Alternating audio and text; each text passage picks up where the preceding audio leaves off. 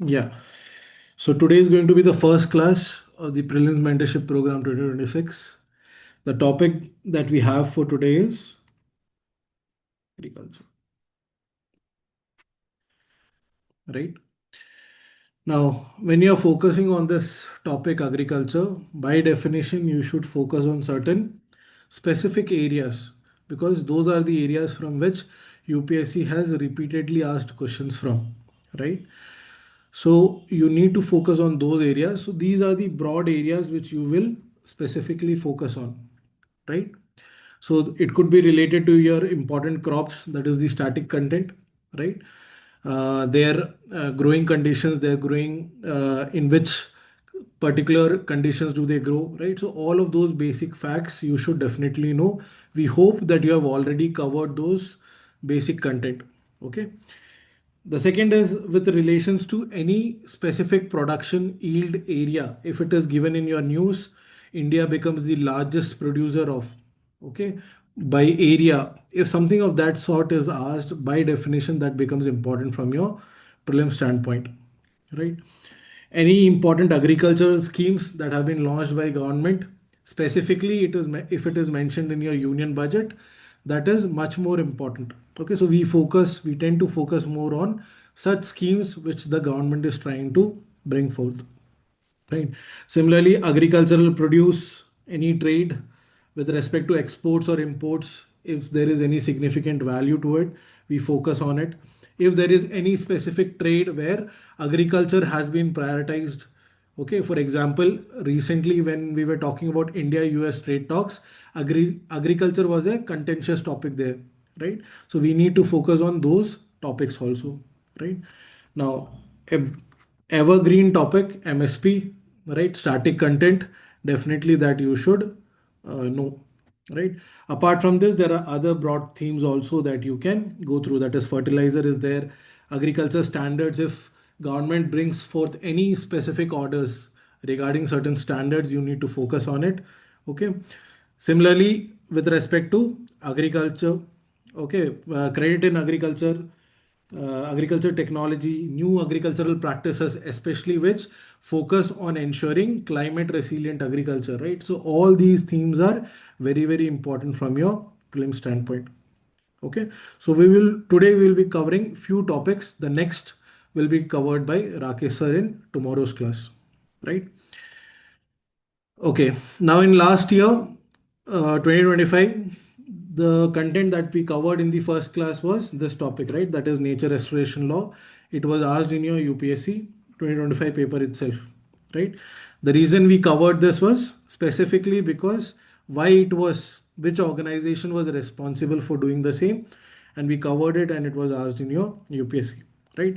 So similarly, we'll try to guess topics which can come in the agriculture topic, right? So today we start with a very major scheme, that is Pradhan Mantri Dhan Dhanya Krishi Yojana. Okay, now why this scheme is important, because already mentioned in your union budget. Okay, and there is another reason why this is important, because this scheme is trying to bring a new governance structure in agriculture. Okay, so whenever there is a new governance structure, new forms of bureaucratic structure which is being set up, definitely the scheme becomes very, very important.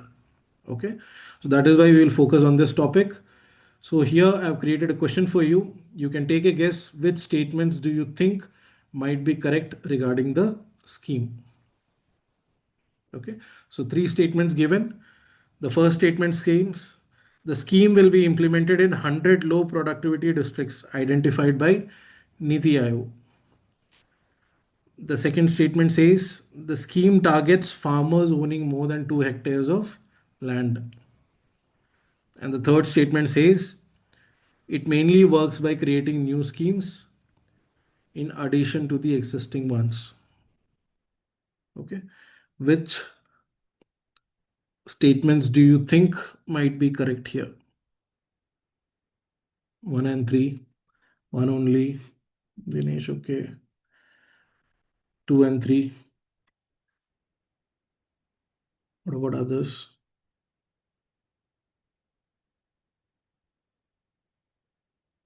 1 and 3, 2 and 3, 1 and 3, 2 and 3.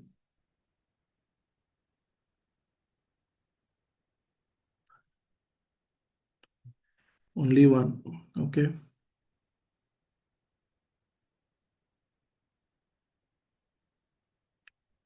Good. Okay. So let's see here. Yeah. Let's see the content and then we'll try to attempt this question once again. Okay. So here we are talking about a scheme, Pradhan Mantri Dhan Dhanya Krishi Yojana, announced in your union budget, right, 2025-26. Now, what are the specific themes that you should focus on? First is it is focusing on a very specific number of districts, that is 100 underperforming agri districts. Okay, it takes its inspiration from aspirational districts, the same concept. So we are focusing on specific 100 underperforming agricultural districts. Okay, and we are trying to focus on them and ensure their agricultural growth. Now, how do you determine that these 100 are underperforming? So there are three criteria given. One is either there should be low productivity, low agricultural productivity, or the credit facility should be very low there. Okay, or the third one is the cropping intensity is very low. Okay, so these are the three conditions under which this will be decided which district is underperforming here. Okay, the second thing that you should remember here is with respect to, is this scheme a new scheme? No, this is basically a convergence scheme which basically subsumes every other scheme under it. Okay, so it is a convergence based central scheme, right? So here we have PM Kisan cash transfer, crop insurance, that is Fasal Bima Yojana. All of them are being unified in under one umbrella here. Okay, so as to ensure that the necessary benefits are reaching this districts, right? So here that is what it is given, that rather than introducing new schemes, this scheme ensures coordinated delivery of already existing programs to the last mile beneficiary. Okay, so two very important things you will keep in mind. First is the number itself, 100 underperforming districts. The second one is this is not creating a new scheme, but it is basically ensuring everything is merged, right? Now, what are the five core objectives under the scheme? So core objectives also you should know. The reason is, even though now what we have observed in the new trend of UPSC is plain objectives are also going wrong here now. Okay, earlier we used to clearly say कि plain, if the statement is plain, objective is plain, you can mark, you can go for all, right? But now we have observed that UPSC is tending to focus on very plain objectives. So that is why we are giving this. So please go through this. This is the only five core objectives that has been given by the government under the scheme. Okay, any other objective you see, even if it is plain, eliminate it simply. Okay, so focus on these five core objectives. So one is dealing with agriculture productivity, crop diversification, post-harvest storage capacity, irrigation infrastructure you need to improve, and finally credit. Focus on the long-term agriculture credit. Okay. Now, what is important for you? Who can apply for this? Okay, so definitely if the government is focusing on a scheme here, it will focus on small and marginal farmers. Okay, so the aim would be to target those which have less than 2 hectares of land. Okay, apart from them, even women farmers, they will be prioritized, and young farmers, this is something unique which you will observe. You should note this also, right? That is the youth of the country who are specifically adopting modern farming techniques, they can also apply under this scheme. Okay, now farmers in low productivity areas, that is there, FPOs are there, and allied sector workers are there. Okay, so when you are focusing on this scheme, the eligible beneficiaries under the scheme focus on small and marginal farmers, women farmers, and young farmers also. Fine. Okay. Now, as we have discussed earlier, how do you identify the 100 districts? Okay, so three specific categories already we have discussed: low productivity or low cropping intensity or low credit disbursement. Okay, these are the three criteria under which they will be focusing on. Okay, now comes the most important part, that is, what is the governance structure here? Okay, so here the scheme is specifically focusing on creating a new structure, that is, district level committees will be set up, state level steering groups will be set up, and at the national level, there will be an oversight body also, which will look into this agricultural aspect, right? So, what do we mean by this? So see, when we talk about district level committees, so the government is trying to create some district samiti which will be chaired by the district collector. Okay, and he and the farmers, the responsible farmers will be the ones who will be responsible for ensuring an overall planning of the area in the district. Okay, what should be the agricultural plan? All of this will be set up and planned at the district level by District Dhandhanya Krishi Yojana. Okay, so this will be chaired by district collector or Gram Panchayat. So for that, this system will be established. Okay, this Samiti will also include progressive farmers and departmental officers. Okay, and they are the ones who will be responsible who will be responsible for preparing a district agricultural and allied activities plan. Okay, and definitely they will be monitored at the central base, right? So on a district level, you have a district samiti chaired by district collector, and there would be farmers also. Okay, so that is the district level. At the state level, you will have a similar pattern, and at the national level, you will have union minister who will be monitoring the same. So two teams will be formed. One will be of union minister and one will be of secretaries. Okay, the secretaries one will be the implementing body. Okay, union ministers would be the executive, right? So focus on the three structure, okay, institutional mechanism that is being created. Go through this aspect. Fine. Now this is what is mentioned here. You can after the class is over, you can go through it. Okay, so we have discussed this aspect. Fine. Now, if you have understood all of this, now tell me in this question, which statements are correct under the scheme Pradhan Mantri Dhan Dhanya Yojana. Okay. So here we have 100, definitely. Okay, 100 low productivity districts. So that is correct. What about this one? The scheme is targeting, specifically it is targeting small and marginal farmers, right? Apart from small and marginal farmers, what are the other two categories which are very important? Young workers, very good. Okay, so young workers and women. Okay, apart from this, farmer producer organizations are there, all of it is there, but you need to focus on these three, right? Now, it mainly works by creating new schemes in addition to the existing ones. This is again clearly wrong. We are talking about convergence of schemes under the main scheme. Okay, so focus on that aspect. Clear? Chalo. If this is clear, this is a very important scheme. Please do prepare it properly. Okay. So this was the first scheme which was there in your union budget, right? Now we have the second one, which is important. This also we'll focus on. So before jumping into it, there was in union budget something mentioned as -5 and +10 formula. Okay. So you can take a guess, what does this correlate to? Okay. A new formula mentioned in Indian agriculture. What would be this in correspondence to? You can take a guess and then we will discuss. C, D, C. D, C.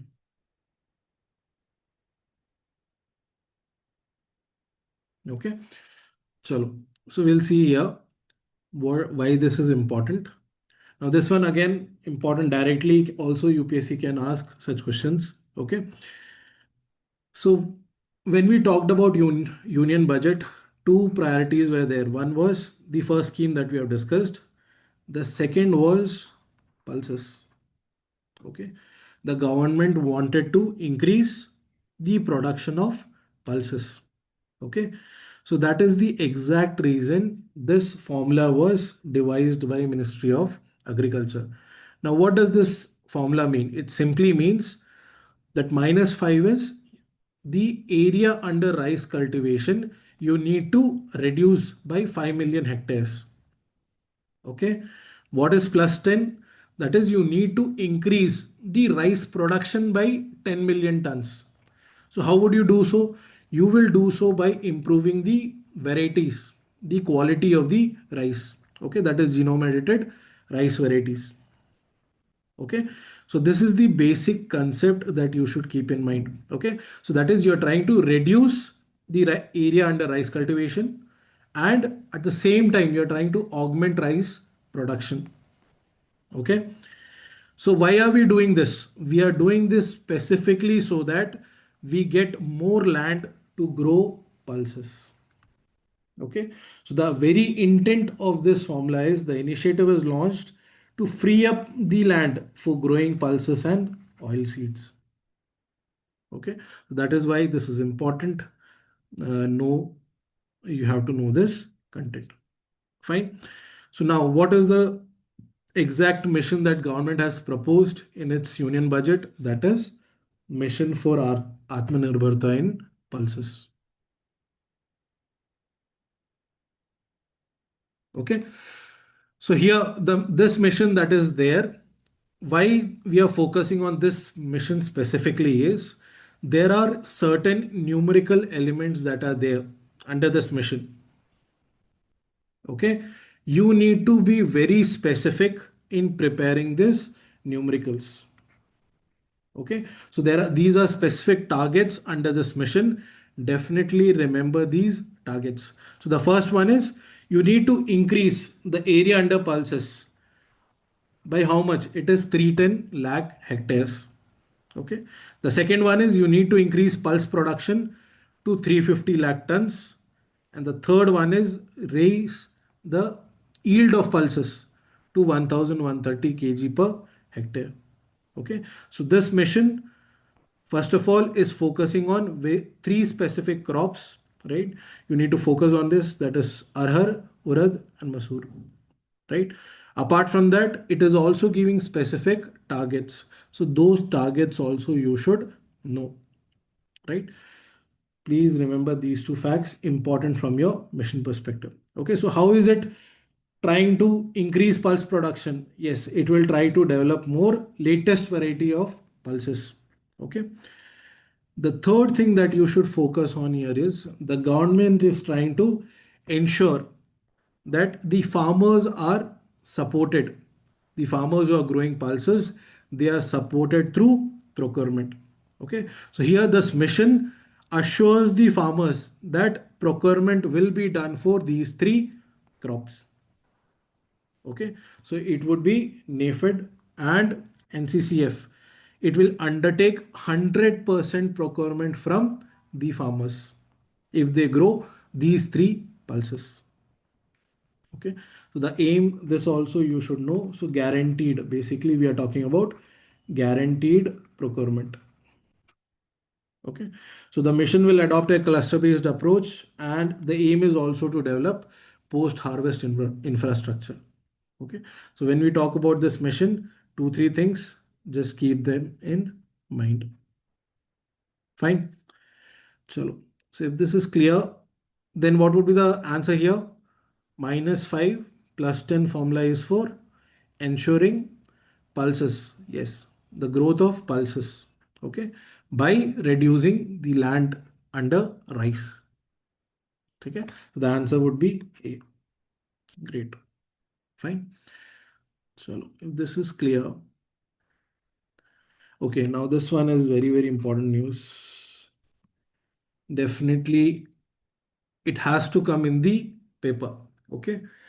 In one of the UPSC exams, it will be there.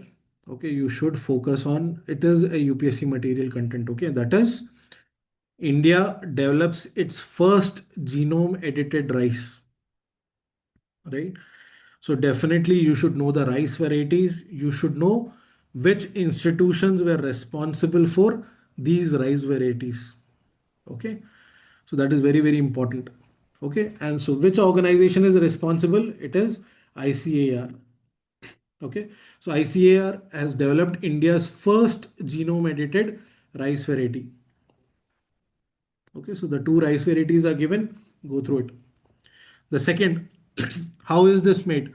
It is developed using genome editing technology, but without adding any foreign DNA. Okay, so this is also very, very important. Definitely remember this because if UPSC is trying to change fact, it will be there. That is, some genes have been inserted. Okay, something of that sort will be there. Okay, so no foreign DNA has been added. The third component by definition would be if you are creating a genome edited rice, you will try to increase yield, reduce greenhouse gas emissions, reduce irrigation water, okay, the water, and bring more tolerance to drought. Okay, so that would be by definition the focus. Okay, now these are the two rice varieties, both have been mentioned here. You have to go through it. That is DRR rice 100 developed by ICAR. Okay, IIRR, that is Indian Institute of Rice Research, that is Hyderabad. Okay, similarly when we talk about DST Rice 1, it is developed by ICAR but a different institution based in New Delhi. Okay, so remember the facts of the matter. This is very, very important. You should know this content. uh, Definitely this can come in your exam. Fine. So if this is clear, okay, now we come to the next theme, which is again in news for you, that is E20. Okay, you might have heard lot of issues regarding ethanol blended petrol, right? So based on it, three statements I've created here. You tell me which statements do you think might be correct. Okay, this is another very important topic which is going to be there in your news. Ethanol blending. One, okay. What about others? One and two. One,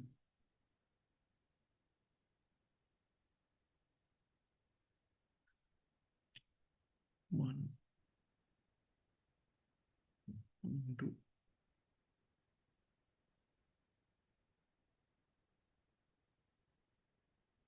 One, two, only one.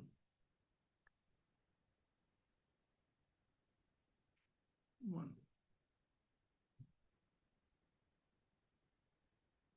Okay, exactly. Okay.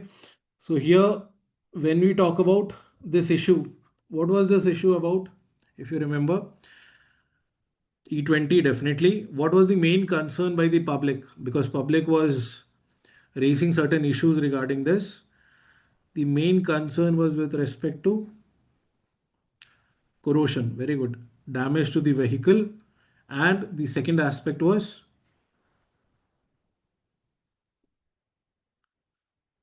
mileage. Okay. These are the two themes that were focused on. Exactly. Okay. So let us see the content here and accordingly we will see, try to answer this question again. Okay. Acha, before that, one more question is there. This also you try once because both of these are very, very important. Okay. One is regarding ethanol pricing, one is regarding procurement. Okay. This is not pricing, this is procurement.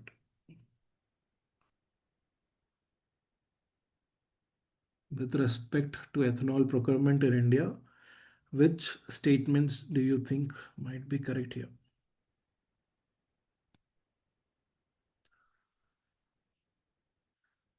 The first statement says price of ethanol produced from sugarcane is fixed by Cabinet Committee on Economic Affairs.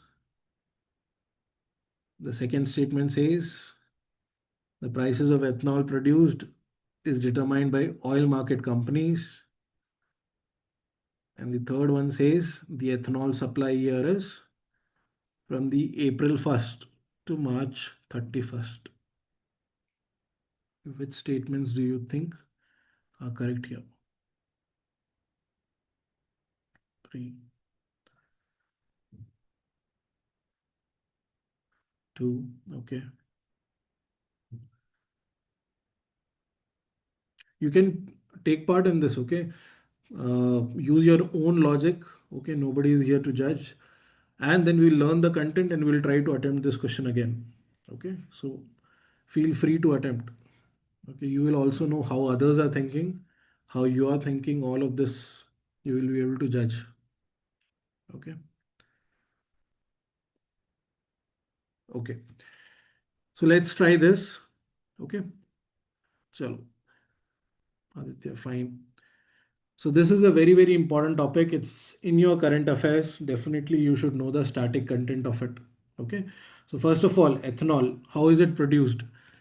Two ways, either by fermentation of sugars by yeast or through petrochemical synthesis. Okay. So two ways in which you can produce ethanol, right? Now, when we talk about ethanol blending here, by definition in India, we produce ethanol from these sources. Okay, that is either from sugarcane, heavy molasses, okay, or damaged grains and fruit products, right?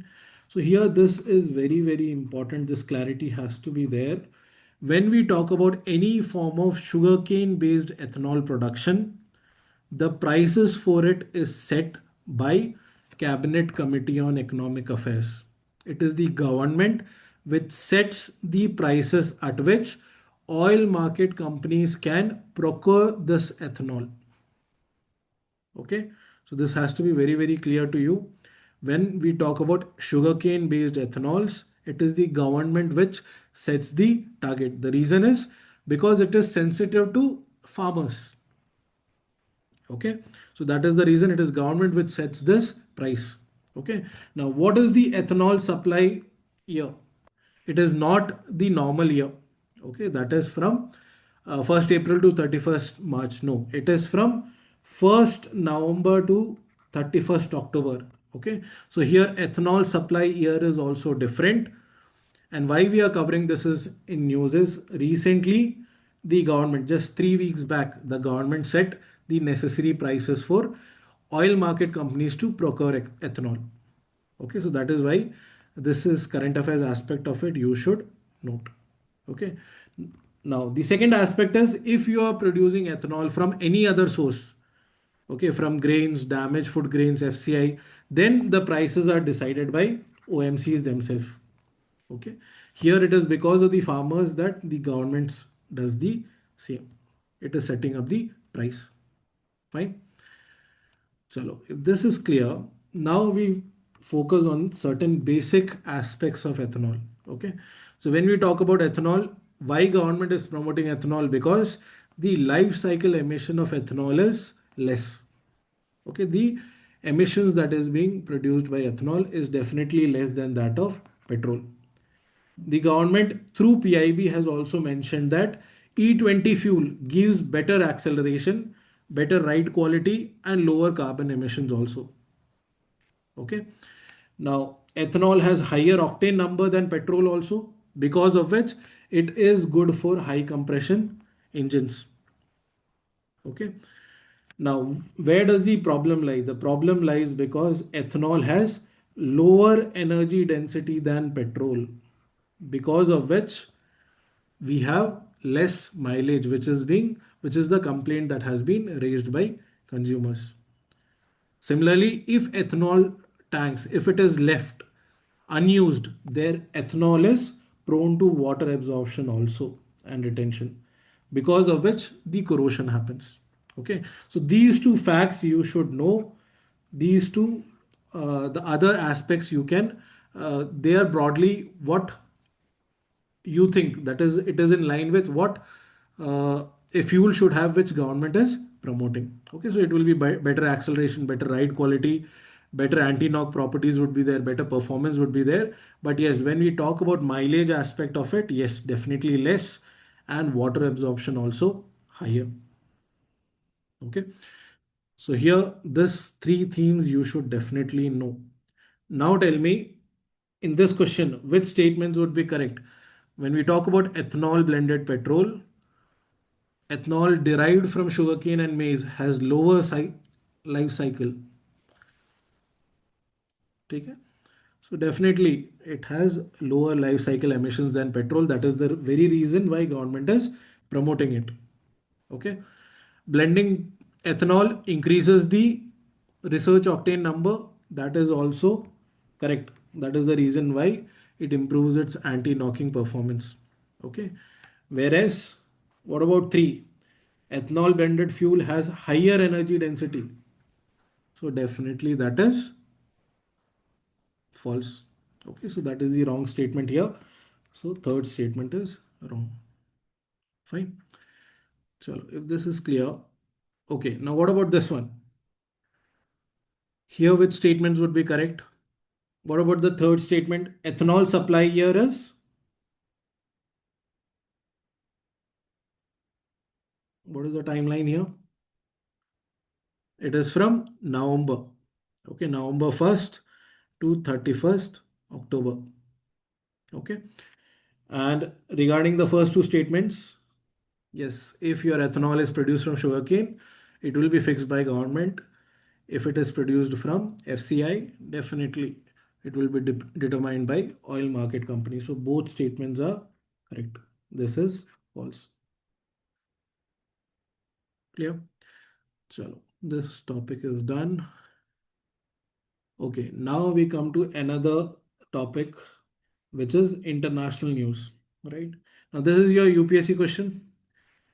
Anytime any agreement happens with respect to agriculture or its allied sectors, it becomes important from your UPSC standpoint.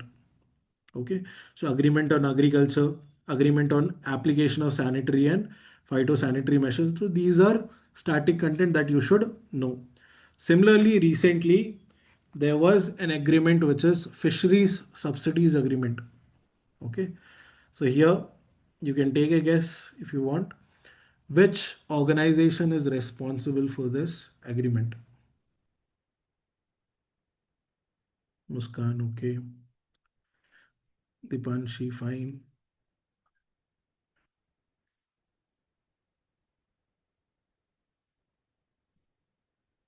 Okay. So very good, everyone. This is the World Trade Organization. Okay. Now, why this is important? This is very, very important news because recently the World WTO agreement on fishery subsidies came into force in 2025. Just 2 months back, it came into force. Okay. So it is the first binding multilateral deal on ocean sustainability, or it is also the first WTO agreement which deals exclusively with environment. Okay. So whenever keyword first is there, definitely you have to focus on that terms. Okay. Very, very important topic. Last year, as important was nature restoration law. This year, this one is very, very important. You should note it down, prepare it properly. Okay. Now, what are the targets here? So the targets is very clear. It is trying to prohibit any such activity which will try to deplete the fish stock beyond a certain limit. Okay. So the first one is it is prohibiting any such subsidies which may lead to overcapacity. What does overcapacity mean?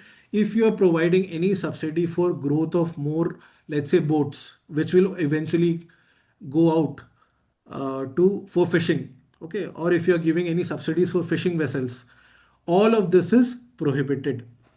Okay, if you are in an area where overfishing already happens, okay, so those subsidies have been prohibited. Similarly, it explicitly bans subsidies that support illegal, unregulated fishing activities, especially in open seas. If you're doing the same, definitely it is explicitly banning it. And it is regulating and banning subsidies for fishing in high seas. Okay, so very specific targets given. Go through it. What is more important is you should know the organization which is responsible for the same. Okay, WTO. Fine. So if this is clear, we come to the next, another very important topic, that is free trade agreement. Especially in the context of agriculture, we have to cover it. Okay.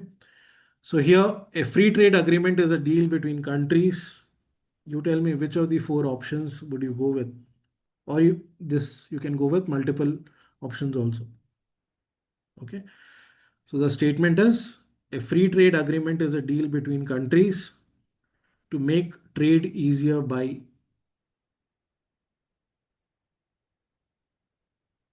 reducing or removing import and export duties, lowering trade barriers, focusing on areas like investment and intellectual property, covering areas like government procurement.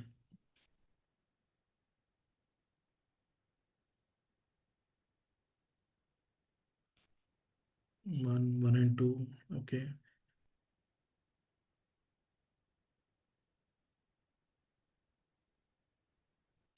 Okay.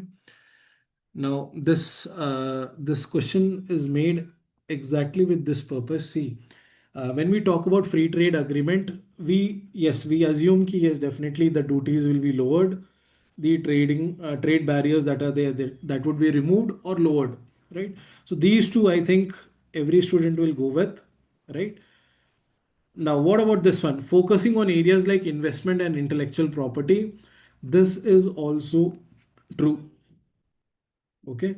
So when we talk about free trade agreement, there are terms where we clearly say what has to be protected. Okay. For example, if we are entering into a free trade agreement with, let's say, France, France will definitely want to protect its IP with respect to certain areas, right? If you are entering into US, definitely they will want to protect certain intellectual properties of theirs. Okay, so it specifically focuses on those areas also. Okay, and you should also note it also focuses on government procurement also. Exactly. ठीक है, ये बहुत important point है and this is directly taken from PIB. That is why I am telling you. So there are some FTAs which also allow certain companies in each other's government procurements, especially when we talk about defense. Okay, so that is why some FTAs also deal with, or they specify in their FTAs, that is government procurement. What is the level at which you can have the companies can engage in each other's government procurement? Okay, so when we talk about FTAs, it is not just limited to limiting barriers, but it is also dealing with IP as well as government procurement. So the answer would be all four. Okay, specifically taken from PIB. So that is why very important. Okay, this one, because why it is important, because we are currently continuously signing free trade agreements with many organizations, right? Many countries. So definitely you should know what it encompasses. Fine. So if this is clear,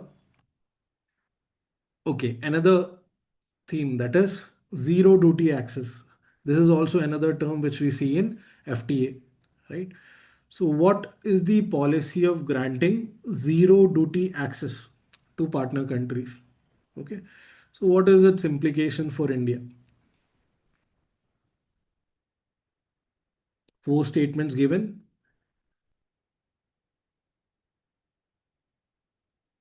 You can think and you can answer. What do we mean by zero duty access and what is it exactly? What would it lead to?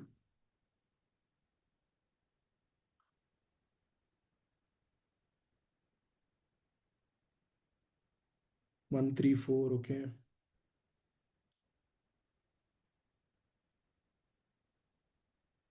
124.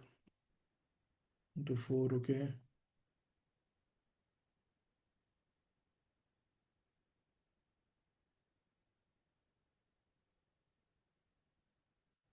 1 4 1 2 4, okay.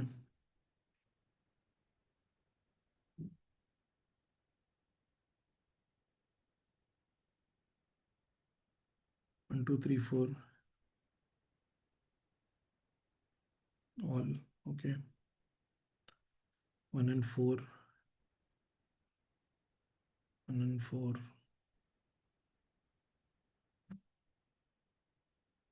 okay. So first of all, we should, yes, first of all, we should know what is zero duty access. So when we say zero duty, basically we mean what? Zero customs duty, right? That is, you can either export, import without paying the necessary customs to the partner country, right? So what would it lead to? If you can directly export without paying the necessary taxes, will it not enhance your export competitiveness? Definitely it will. Okay. What about second? It will expose domestic producers to cheaper imports. That will also be true. That is, you will be opening up your economy for other products from other countries to come also. So definitely those domestic producers which are not financially viable, they would be exposed to competitiveness. So this is also what? Correct. Okay, there is high possibility that is exactly what has happened with when we have signed FTAs with ASEAN, right? Because we were not able to, we are flooded with cheaper imports now, right? It will ensure a positive trade balance with the partner country. Now, this, can we say this? Likhit has clearly mentioned, right? We cannot say, we cannot be sure about this. The reason is because it is subject to competition, open market, right?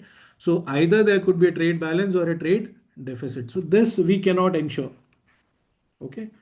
It may lead to supply chain integration. Definitely that can happen because again, the cost of procurement for Indian manufacturers will significantly reduce. Okay, so that is why it may lead to supply chain integration. So here you cannot be sure about the trade balance aspect of it, but others definitely that can happen. That can be an implication. Okay. Now, why are we covering this? We are covering this because of the comprehensive economic and trade agreement, CETA. Okay, so which was signed between India and UK. Okay, so specifically when we talk about this agreement in the context of agriculture, we are talking about providing zero duty access for 95% of Indian agricultural tariff lines. Okay, so certain products, so you should definitely know what this zero duty access is, what would be the implications. Okay, now this agreement also talks about two terms here. That is, it specifically mentions about rule of origin for agricultural goods. Okay, so while the agreement removes tariff barriers, but it specifies rules for the origin of agricultural products as stringent. Okay, requiring them to be wholly obtained. Okay, so what does it mean? That also we should know. So when we talk about wholly obtained, it means any such agricultural product which is simply grown, harvested or produced in a country in its entirety. Okay, so this is a customs term that we use especially to determine rules of origin. That is where did the product originate from. Okay, so the first concept is wholly obtained. Wholly obtained basically means everything from the raw process to the processing, all of them has been done in one single country. Okay, so that is your rule of origin. Okay, so for example, a country A is there, it is growing, let's say, rubber. Okay, then it is processing it and then it is exporting. So then in that case, the rule of origin would say what? This product is from country A. Okay, so that is wholly obtained. Similarly, there is another term that is substantial transformation. Okay. Now, what does this mean? It simply means, I'll tell you an example. Let's say country A is there. Okay. India is there. Again, we are tapping some rubber, raw product. Okay. Now, this raw product we sell to some other country. Let's say we sell it to uh, Sri Lanka. Okay. Now, what Sri Lanka does is it processes the same. It makes, let's say, chappals out of it. Okay. And then it exports. In that case, what is the country of origin? The country of origin here will become Sri Lanka. Are you getting this? That is, the raw product was created here, but country B, what did it do? It basically took that raw product and created an entirely new product out of it. And it is exporting the same. Okay. So here the country of origin would be B. Are you getting this, everyone? Is this clear? This part. Yeah, Likit, we will discuss this also. This part, is it clear to everyone? Okay. Why do we do this? Yes, why do we do this? Simply because there may be possibility that Sri Lanka has some trade agreement with some country, let's say European Union. Okay. So here European Union will certify this chappal as coming from country B. Simple. Okay. Now, so that is your substantial transformation. What does it mean? It simply means a product is there and you are substantially transforming. Okay. In such a manner that the name is changed or the nature of the product is changed or the use itself is changed. In such a scenario, the origin will change. Okay. Now, what is wholly obtained? Wholly obtained is basically I make the product, I process it, and I export it. Okay. For example, I produce the wheat, I make flour out of it, I export it. What is the country of origin here? The country of origin is country A. Okay. So that is everything before the export happens in one single country. That is your country of origin. Is this clear, Likit? Right? Both are used to determine rules of origin. Okay. So this is very important because that is given in the agreement. Okay. With respect to agriculture products, what are they? Fine. Now, because we are reading this agreement, we should also focus on the other parts of it. Okay, because we will not again come to this agreement, right? So, what are the other broad parameters that are mentioned under CETA? Okay, so one is tariff elimination. We have already discussed. One is it has simplified rules of origin. That is, if you can simply say, yes, if the producer can self-certify the origin of the product, they can directly say, yes, this product is coming from this country, and this agreement will honor that self-certification. Okay. Now, apart from this, there is another term also, that is this agreement will also ensure that our IT services professionals, especially IT or the financial services, they get access to UK market. Okay. So this agreement also ensures that services related sectors, especially IT, finance, education, or healthcare, the Indians get access to the UK market. Similarly, what have we given to them? That is the legal, the legal lawyers, they can also enter our market. Okay, so this is the mutual agreement that we have agreed to under this agreement. Okay, so it will be a clear cut boost to our professionals. Fine. Now, there is another term. Now, this is important, double contribution convention. Okay, what does it mean? It simply means earlier what used to happen, if Indian workers used to go to, let's say, UK, they had to pay a lump sum of their salary to avail social security in UK. Okay, but when they returned back to India, they could not bring, or it was not portable back to India. Okay, those services were not portable back to India. So that is why this agreement has basically recognized it, and it exempts Indian workers specifically so as to ensure that they do not pay UK's social security contribution if they are coming for a very limited amount of time. Okay, so that is up to 3 years. So if you are traveling only till 3 years for UK, for a short time you are going, you do not need to pay for their social security obligations. Okay, and finally, mutual recognition. What is mutual recognition? That is, you recognize my professionals, I will recognize your professionals. Okay, which will ensure there is greater mobility of professionals. Okay, so these are important themes that are covered under this agreement. Okay, let us just revise very fast what we learned. When we talk about India UK SETA agreement, what is the first thing that should come to mind? What are the important themes? You tell me. Zero duty access, very good.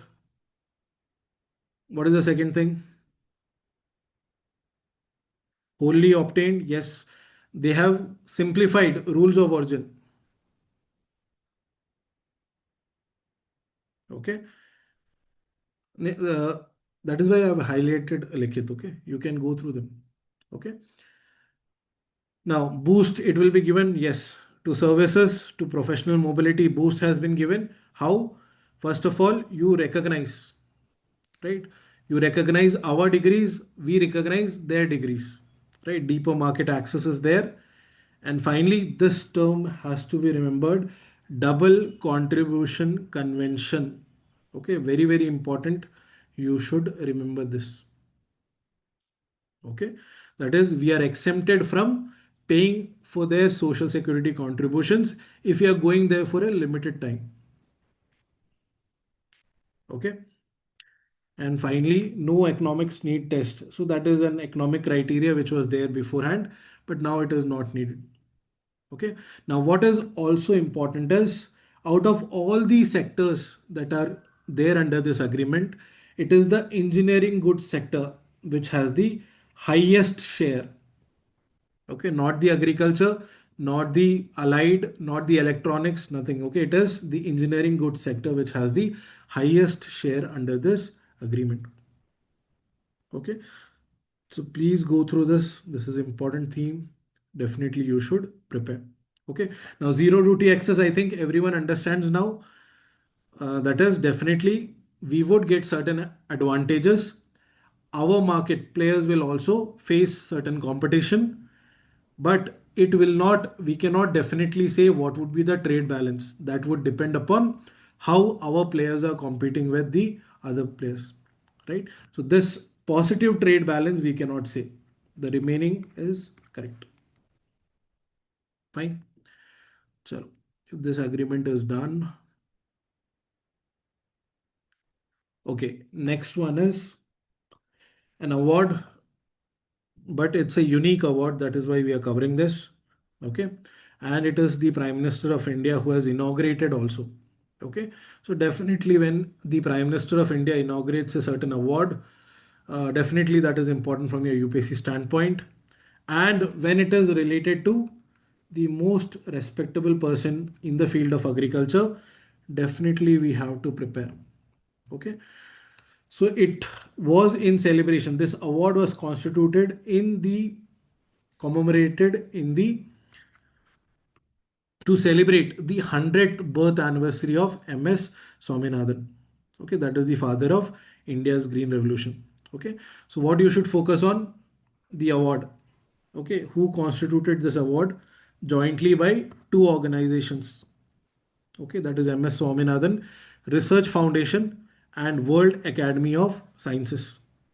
Okay, and this award was presented to with scientist. This is very, very important, this name. Okay, definitely remember this name. So whenever we talk about MS Swaminathan, you need to focus on MSP. You need, because this is 100, okay, 100 years. Definitely that is important from your prelim standpoint. Okay, so we need to focus on the static of MSP, that I will provide the basic static of, content of slides, I'll provide after the class in the PDF. Okay, so that also you go through how many mandated MSP crops are there, how many Kharif crops are there, how many Rabi are there, all that static content you should know because the person is in news. Okay, apart from this, also the term biohappiness, which has been termed by him. Okay, can anyone say what biohappiness means? This is a term which has been coined by MS Swaminathan, which you can also use in your essays. What is biohappiness? Biohappiness is basically, no, it is basically the happiness that you derive by conserving biological diversity. Okay, that is the happiness that you derive when you are in nature. Okay, so this is a term that is done by the man himself, so definitely you should know. Fine, so please go through this static content, you should know. Okay, the next one, clean plant program. Okay, so two statements given, you tell me which statements do you think might be correct here.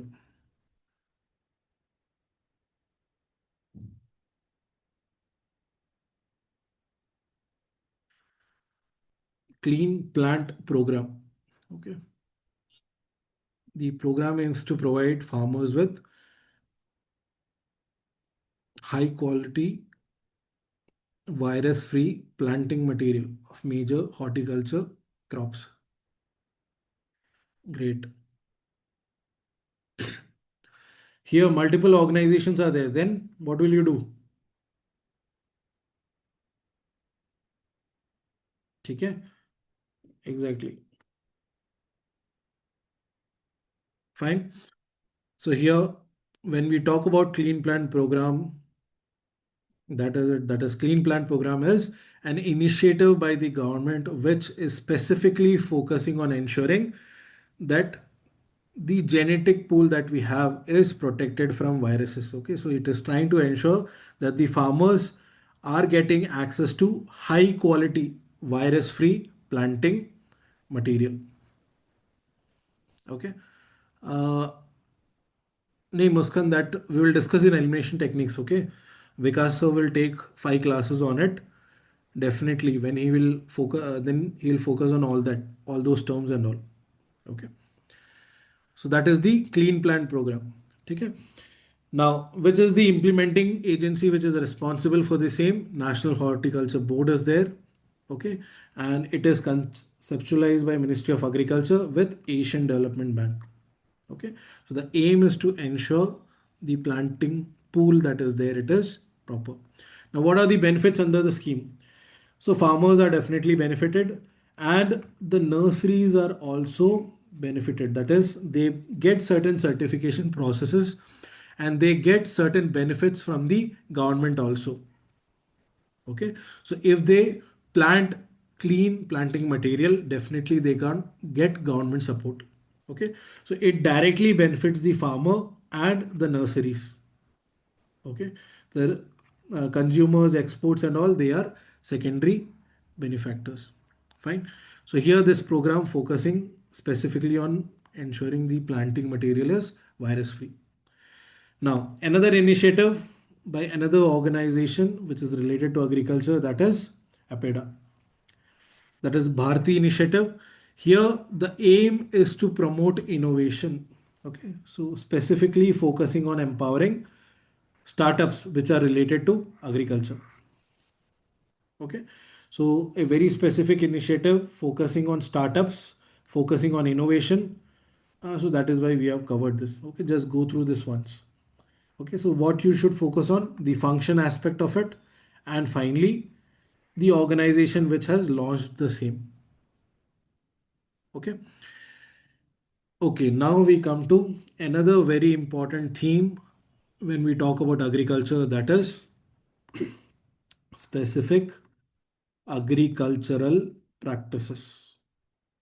Okay, so what are we focusing on when we say agricultural practices? We are talking about those agricultural practices which ensure, which either they are very progressive in nature or which ensures certain element of resilience to your agriculture. That is, if an agriculture practice ensures climate resilience, definitely, okay, those terms have to be focused upon. Okay, so this is a UPSC PYQ question with respect to conservation agriculture. What does it imply, right? Similarly, I have created one question for you. This is with respect to the emerging trends in Indian agriculture. Okay, so something known as prescriptive agriculture. Okay, so you are supposed to tell which of the following practices fall under prescriptive agriculture.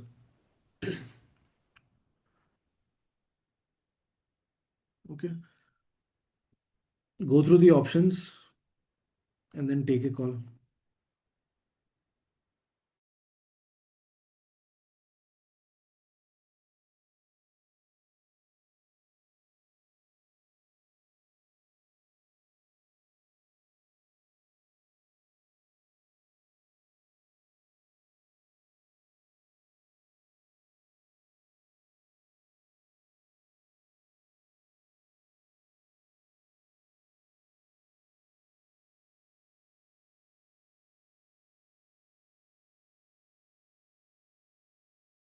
Okay, so everyone says 134. So what is the problem with second statement?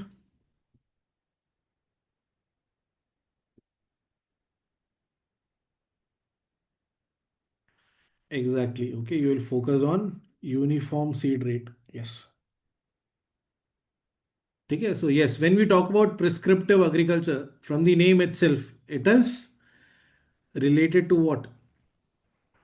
When we are talking about technology, it is related to an advanced form of precision agriculture. Okay, so when we talk about precision agriculture, what are we focusing on? When we talk about precision agriculture, we focus on finding all the data that is necessary with respect to agriculture. That is precision agriculture. That is, I know what my soil is. I know what the nutrients are there in my soil. I know exactly what is needed in the soil. Okay, that is precision agriculture. That everything is data driven, right? Now, in prescriptive agriculture, what happens? It is a step ahead than precision agriculture. So here all the data is compiled and it is for the farmer to take the decision. In prescriptive agriculture, it is basically AI based.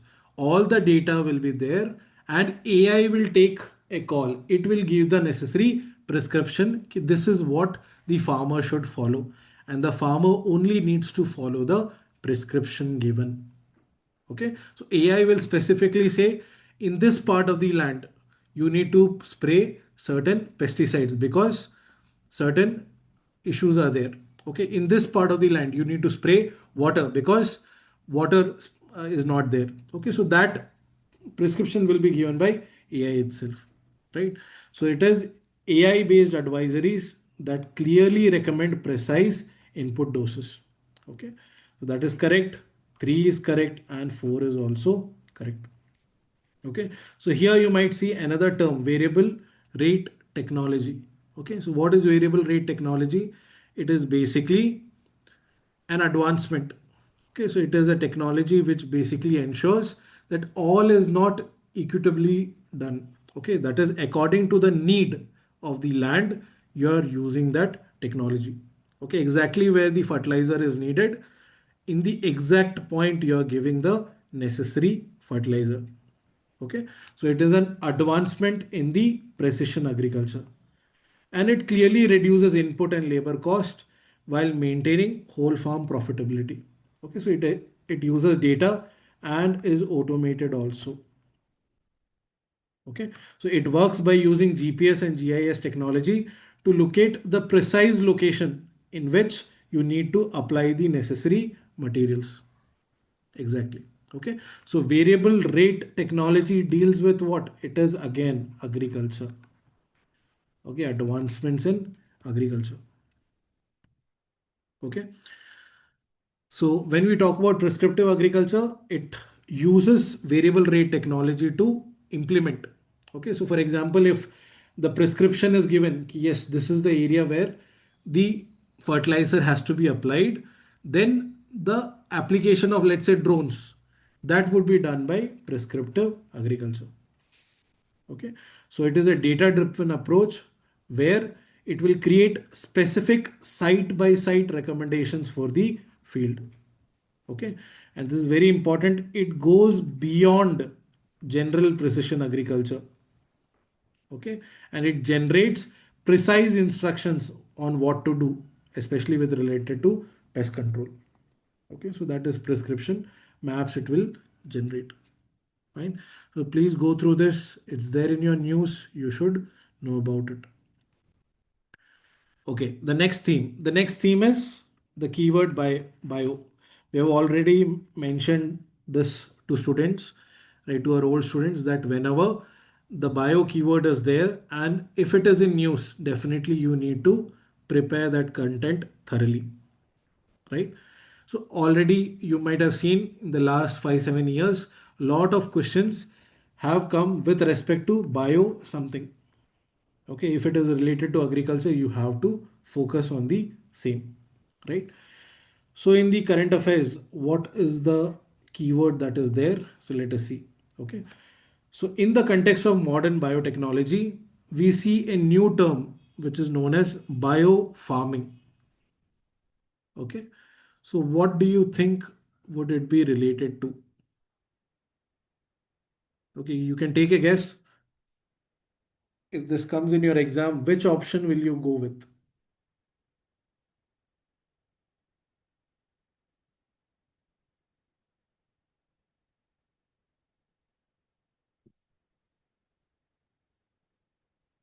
The term is biofarming. One D, okay. A, C.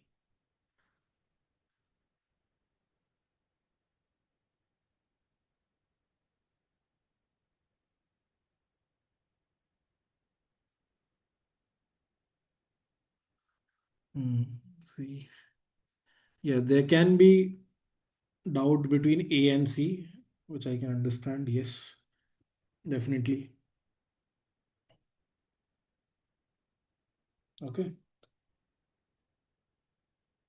It is farming. So see, but whenever such questions are asked, Likit, I think in the elimination techniques, Vikasan might have told you, the term is fine, but then you will look at other terms also, right? If it is saying in the context of modern biotechnology, which one will you focus on then?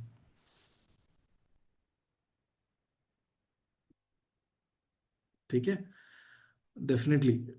So जब हम biotechnology बोल दिए, so then you will have to focus on, yes, between A and C you have to take a guess. Definitely yes, you're correct. It has to go with A. Okay. So here, what is biofarming? So here, as the name suggests, or it is also known as molecular farming. Okay, remember this also. Okay, so you are trying to basically modify living organisms. It can be plant or it can be animals, so as to give certain necessary pharmaceutical, valuable pharmaceuticals like vaccines and all, so that you can get certain proteins out of it. Okay, so what is the basic essence? For example, I somehow manipulate, let's say, a cow. Okay, so where with which what I do, I can, let's say, I want its milk to be in such a manner that the nutrients is enhanced. Okay, so that is biofarming. Okay, that is you are trying to modify certain organisms and you're trying to create proteins out of it. Okay, so biofarming is the process of using genetic engineering to modify living organisms. So it is not just limited to plants. Remember this, it can be animals also. Okay, the ethics part of it is different, but when we say biofarming, it can include plants or animals. And what is the aim? The aim is to produce valuable pharmaceuticals. Okay, it can be vaccine, antibodies, or even enzymes. Okay, so this is there in your news. Recent technology definitely cover. Okay. Now, apart from this, the next term is biostimulants. Now, this topic I covered last year also because I have an inkling that this topic is important from your UPSC standpoint. It was not asked, but definitely this is relevant, still relevant. Okay. So when we talk about biostimulant, what is the term? What does it imply? It simply talks about any such substance which stimulates the or it tries to ensure that the nutrient uptake of plants is increased. Okay, so what is biostimulant? It is basically any substance or an microorganism, okay, which when applied to plants, seeds or the soil will ensure that the nutrient uptake is increased or the growth is increased or the yield is improved or the nutrition is efficiency is increased.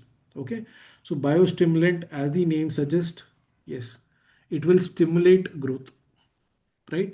Now, the second important thing that you should remember with respect to biostimulant is pesticides or plant growth regulators.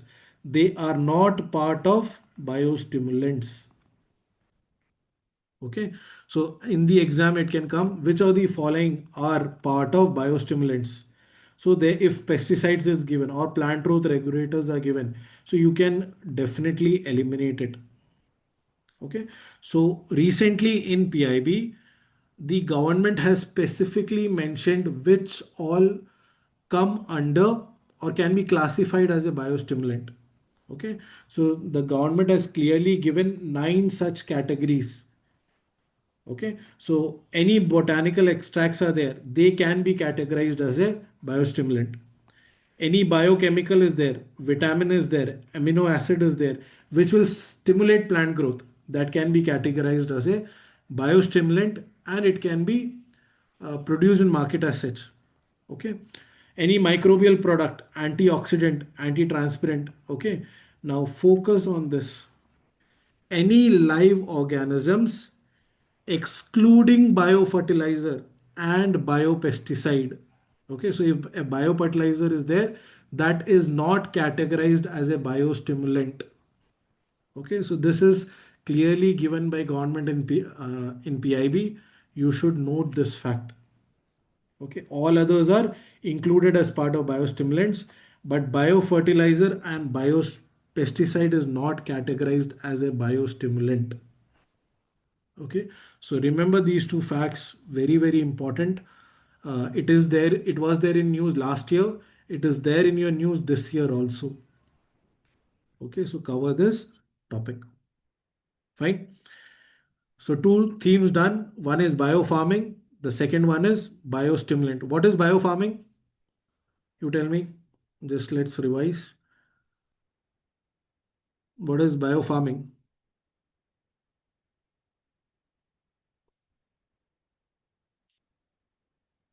It is dealing with creating the necessary modification. Yes, you're modifying organisms to create certain valuable pharmaceuticals. Very good.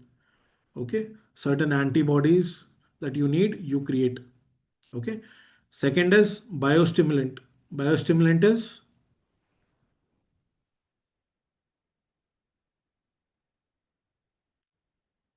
what is biostimulant? It is any such organism or a substance, exactly, which will stimulate plant growth, okay, or nutrient uptake, anything, right? So that could be a biostimulant. Fine. Okay. The third one is biofumigation. Okay, what is, you already know what fumigation means, right? That is, you're trying to control pest, right? So biofumigation is basically you are trying to control pest through certain crops. Okay, so it is a natural soil management practice that uses very specific crops, that is mustard, cauliflower. Okay, it can use cauliflower, broccoli. Okay, all of these crops. One second.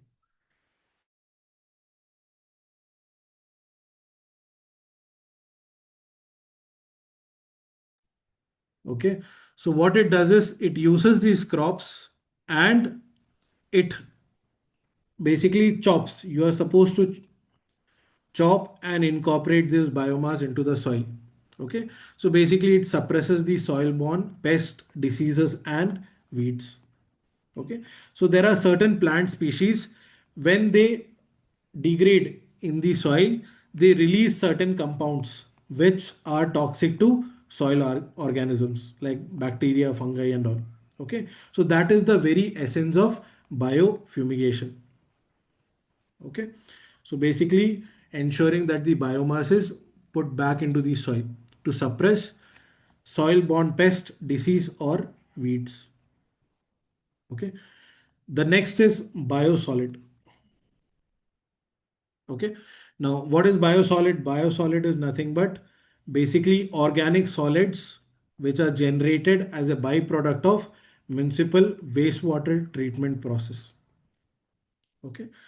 So that is your biosolid. It is generally being used on a very large scale in commercial way in urban cities now. Okay, that is direct wastewater treatment, municipal wastewater treatment. The product that you get, the sludge that you get, it is used as a biosolid. Okay, so these biosolids contain high levels of organic matter, nitrogen, phosphorus.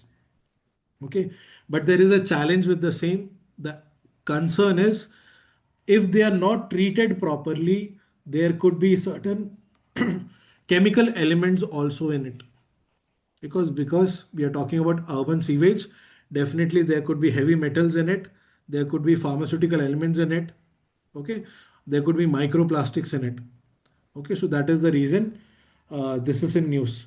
That is the commercial use of biosolids, we should take it with a pinch of salt, because even though there is high organic matter, there could be presence of other heavy metals. Okay, but when we talk about biosolids, the application is very large. Okay, it can be used for land filling, it can be used for land application, that is agriculture, recycling, land reclamation, bioprocessing, thermal processing, and other applications are also there, highway construction, all of it. Okay, so please go through this, the application part of it. Where did I get this from? That is directly down to earth. Okay, so please cover this theme. Fine. Okay, if this is clear. Okay, now we come to one more aspect, that is the area. Okay, sometimes you might have seen this in news. Now see, this is a UPSC question. Okay, that is the approximate representation of land use classification in India. Okay, directly asked. Now, along the same lines, UPSC may ask certain questions like this. That is, the net zone area, okay, constitutes nearly half of the total reporting area. The area under forest is 4 times the area under barren and unculturable land, right? So these kind of questions, how do you answer? So for that, you should clearly know the classification of land. Okay, so now this one is directly taken from agricultural report, directly taken from a government website. Okay, this is the classification of land that government has done. Okay, so when we talk about any form of land utilization, it is categorized into 9 categories. Okay, and when we say agricultural land, it basically means what? It means that is 5 plus 6, right? So it means all of the following. So when we talk about agricultural land, we are talking about cultivable wasteland, land under miscellaneous tree crops, fallow land, current fallow, and net area zone. All 5 combined is agricultural land. Okay. What is cultivated land? It is these two, current fallow and net area zone. Okay, so this you should clearly know, this categorization you should clearly know. Okay, for example, let's say here the statement is given, the area under forest is 4 times the area under barren and unculturable land. Okay. Now see this chart and tell me if that is the case. The area under forest is 4 times the area under barren land. So this is the area under forest. Is it 4 times the area under barren and unculturable land? Simply 16 into 4. How much is it? Okay. So here definitely what you need is the comparison part of it. ठीक है. ये एकदम आपको clear cut होना है. Exact numericals we are not focusing on, but we are focusing on how many times. Okay, this aspect we are trying to do. So this is your exercise. After the class you need to focus on the how many times part of it. ठीक है, उसको आपको ध्यान से देखना है. ठीक है. Now this exercise you will do. Now we already discussed that agricultural land is what? A combination of these five. Yes. Now for that we should first know what is culturable land, right? Wasteland. Now that is very important. Why? Because asked in your recent CDS paper, right? So what is culturable wasteland? Any idea here? What do we categorize as?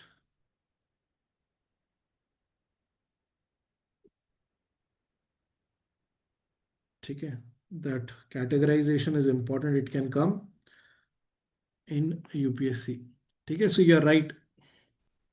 ठीक है, so when we talk about wasteland, it is more than 5 years. ठीक है, so this is very very important. Cultural wasteland, it refers to any such land which is not currently being cultivated and can be brought under cultivation. Okay, so it is currently left fallow for a period exceeding 5 years. Remember this. Okay, this is important. If the land has been left for greater than 5 years, it is culturable wasteland. Okay. Now, what about current fallow land? It is any land which has been left uncultivated for less than 1 year. Okay. Similarly, fallow lands other than current fallows. This is any such land which has been left uncultivated for 1 to 5 years. Okay, so remember this. If a land is not cultivated for less than 1 year, it is current fallow land. Current. That means what? 1 year or less. When we say current assets, it is 1 year or less. When we talk about fallow lands other than current fallow, it is 1 to 5 years. When we talk about culturable wasteland, it is more than 5 years. Okay, remember these three categorization. Fine. Chalo, if you have understood this, yeah, tell me here. This is an NDA question, okay? What would be the answer here? A cultivable land which is left uncultivated for more than a year but less than 5 years.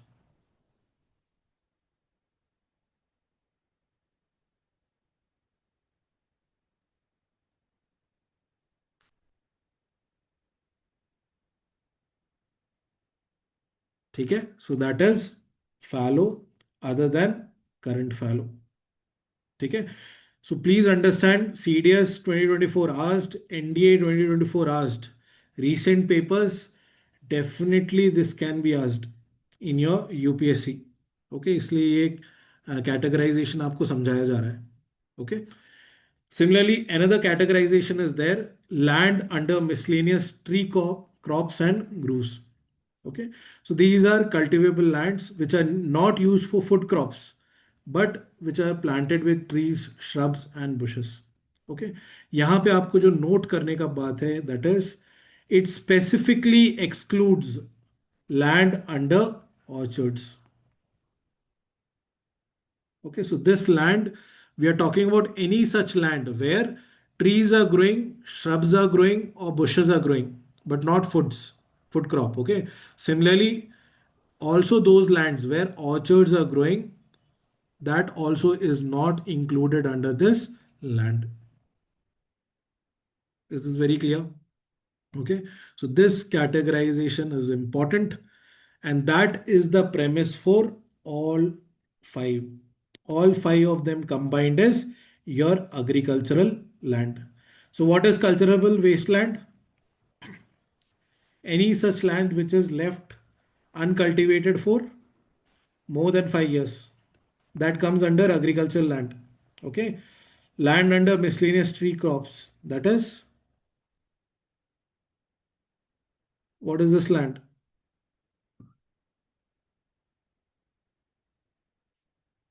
Yes, it is no food crop. Okay, you are growing certain trees or something. Okay, and orchards are also excluded clearly. Okay, orchards. वो categorization आपको clearly होना चाहिए. This orchard comes under what? Net zone area. The land where orchards are grown, it comes under net zone area. Okay. Now, what about fallow land? Other than current fallows, this is 1 to 5 years, and this one is less than 1 year. Okay. All five combined comes under your agricultural land. So a question can be asked: the agricultural land, according to land use statistics, includes which of the following?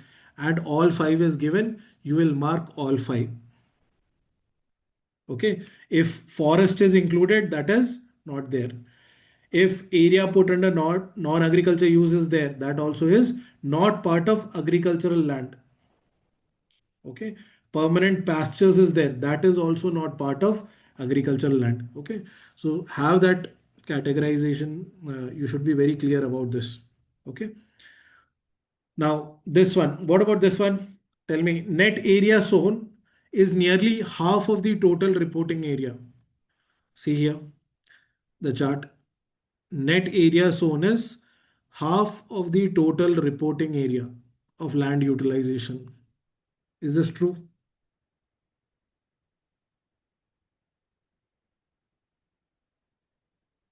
Is it more than half? Net zone area is here, reporting area is here. Okay. So accordingly, check and mark your answer. Okay. So because UPSC tends to do this only. Okay. More than 50%, more than half. Okay. तो वैसा आपको पता होना चाहिए. And this is a pattern of UPSC 2010. Okay.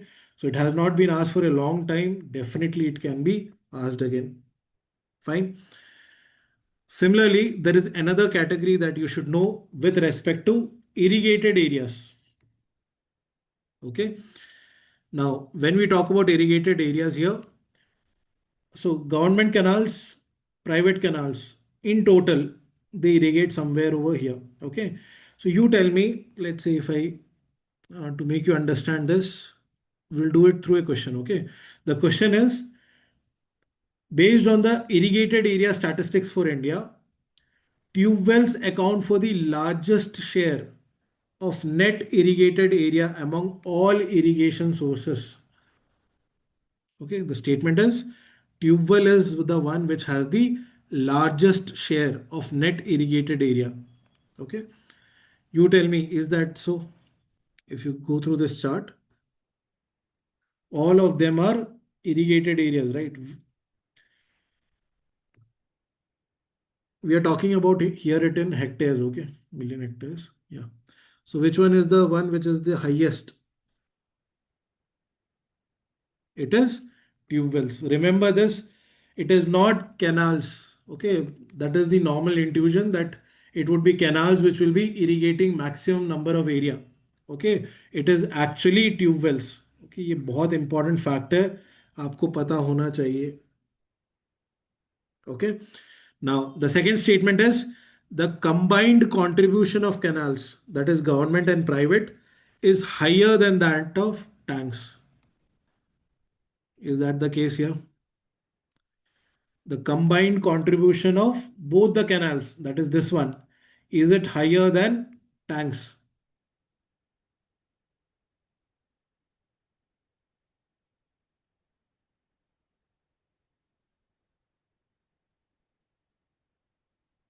Okay. So here definitely, right?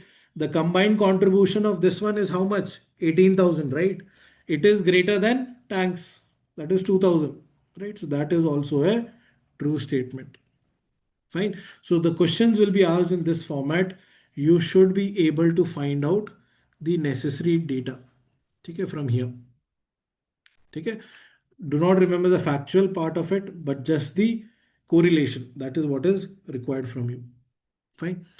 Similarly, can I expect from you that you will do the same exercise for area under crops? Can you do this yourself? That is, rice will constitute what much percentage of food grains, right? Accordingly, you make a chart for the same. Okay? I will make sure that I ask at least two questions on this in your test. Okay, so definitely you prepare accordingly your content.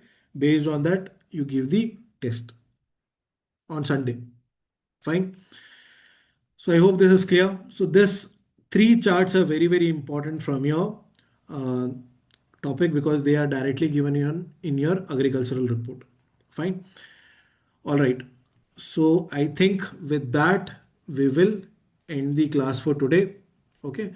So we covered certain broad themes here. What are the themes that we covered? Let us just revise. We focused on two schemes, right? What were the two schemes? One was Pradhan Mantri Dhan Dhanya Krishi Yojana, if you remember, right? Yes. The second scheme was dealing with -5 plus 10. The aim was, what was the aim here? Pulses, exactly. So the scheme name is Atmanirbharta for pulses, right? After that, what did we learn? Ethanol production. Yes. In ethanol, what was most important that you should know? Who procures the ethanol? If it is sugarcane, it is procured by, or it is that pricing is set by CCA. Yes. Okay. And when we talk about ethanol, what is the when we compare it with petrol, it has lower energy density. Very good. Okay. So that is one topic done. What was the next topic? Yeah, mileage is less. Fisheries subsidies agreement. Very good. So that is WTO. Okay. Why is it important from your prelim standpoint? Why is it important? It is very specific. It is the first WTO agreement which focuses on specifically on environment. Exactly. Okay. So that is very, very important. You should know. Yes. Genome edited dry is also important. Which is the organization which has created the same? ICAR. Okay. Certain traits are there. Please go through it. Okay. The next one, free trade agreement. What will you remember on free trade agreement? Very specific thing I asked you to remember. Zero duty access is fine. The first part in free trade agreement, yes, government procurement. Remember that, important, and IP also. Okay. Then zero duties is there. Yes, competitiveness is there. Government procurement is there. Fine. After that, SETA is done. What was the next one? Next important one was Swaminathan. Very good. Swaminathan, who is the person who won the award? You should remember the name. That is very, very important. Okay, a Nigerian, you should remember the name. Okay, after that, what was the next topic we focused on? Clean plant program. Yes, virus, right? That is fine. Was there in current affairs? That is where we covered. The next important one is prescriptive agriculture. Exactly. Okay, prescriptive agriculture focusing specifically on technology takes precision agriculture forward. Okay. And there is another term we used, variable rate technology. Yes, exactly. Okay. The next one is biofarming. Very good. Biofarming, use of trying to modify certain living organisms. Very good. Okay. Apart from that, biostimulant. This is the most important topic, biostimulant. Specifically, I asked you to remember something is excluded. What is excluded in a biostimulant? Not pesticide. It is, yeah, pesticide is there. Biopesticide. Okay. And biofertilizer. Remember that. You have to remember that specifically. Okay. Okay. The next one is uh, what is the next topic? Biosolids. Yes. In biosolids, what is biosolid? We are talking about treatment. Yes. We are talking about treatment of municipal waste. Yes. The issue is with contamination. Yes. The next one is biofumigation. What is biofumigation? We are basically, there are certain plants which produce certain toxins which would be harmful for the pest or weeds. Okay, so they control pest or weeds, right? After that, we focused on land classification. So when we talk about land classification, what comes under agricultural land? It is the fallow land is there, current fallow, yes, culturable, yes, take a net zone, fine. So remember that, very, very important from your prelim standpoint. Fine. After that, we focused on irrigated areas. Which one is the highest, which ensures maximum irrigation? It is tube wells. Okay. Very good. And finally, area under crops. I left that to you. You are supposed to do it. Okay. Chalo. So with that, I think I'll wind up the class for today. Whatever remaining topics are there will be taken up by Rakesh sir tomorrow. Same time, 7. Okay. All right.